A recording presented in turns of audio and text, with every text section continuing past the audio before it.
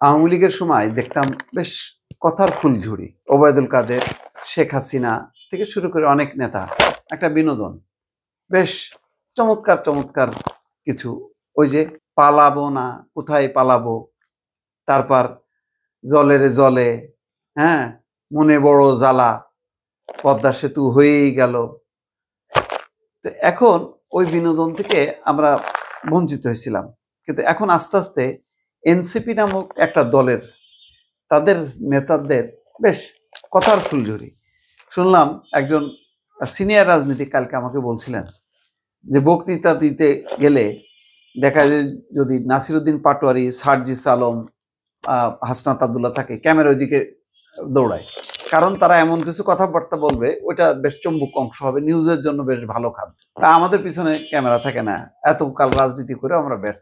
আসলেই তাই। দেখেন একটা ওই শিরোনাম বলি যে ডক্টর মোহাম্মদ ইউনূস ভাষণ দেওয়ার পর এনসিপির রিয়াকশন কি। তারা সংবাদ সম্মেলন করছে, সেখানে নাহিদ ইসলাম নাই, কেন নাহিদ ইসলাম থাকলো না বুঝলাম না। তারা বলতেছে বিএনপি ও জামাত 1 চামচ করে পেয়েছে, জনগণের প্লেট খালি।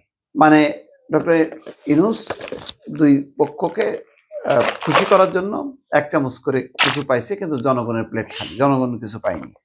তার মানে এনসিপিও কিছু পায়নি। তো না পাওয়ার কারণে কি হলো? আমরা তো ভাবলাম যে কালকের থেকেই বোধহয় একেবারে চাপায় পড়বে।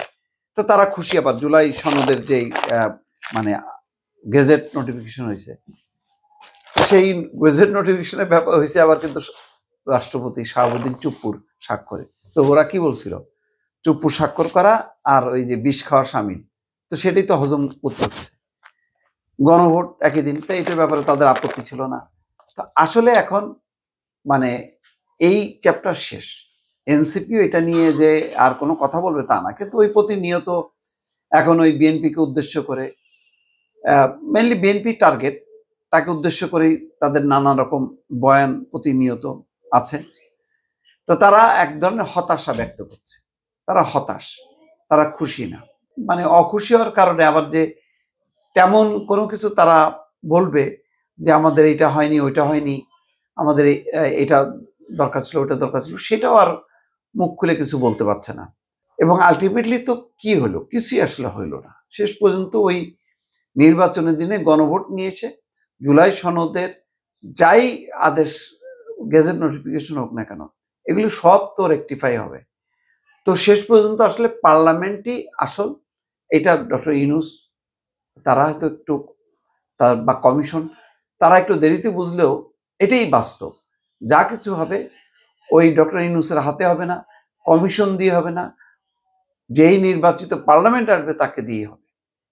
এখন পার্লামেন্ট হয়ে যাওয়ার পর আসলে ওনাদের অবস্থাটা কি দাঁড়াবে? যদি কোনো দলের সাথে জোট করে যদি যেতে, তাহলে হয়তো তাদের বক্তব্য পাওয়া যাবে।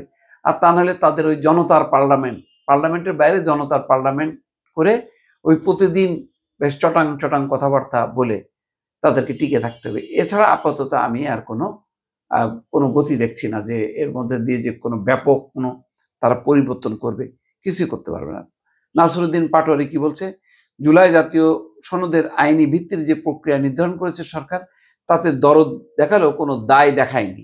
তার মানে এই প্রক্রিয়া বিএনপি ও জামাতকে খুশি করার চেষ্টা হলেও জনগণের পাতে কিছু পড়েনি। শুক্রবার রাতের বেলায় তাদের অস্থায়ী কার্যালয়ে তারা এই আদেশ সম্পর্কে তাদের প্রতিক্রিয়া জানাচ্ছে। এই প্রতিক্রিয়ার কিছু চটকদারি কথাবার্তা ছাড়া এমনি আর কিচ্ছু নাই। মানে অর্থাৎ এটা যে হইল না, এবং এমনিতে তো তারা সাইনও করেনি, তাহলে এখন ছিটকে গেল কিন্তু অনেকটা। এই জুলাই সনদ টনদ নিয়ে এত বেশি তাদের উচ্চারণ ছিল, এখন কিন্তু তাদের আর কোনো সে থাকলো না, সব তো শেষ।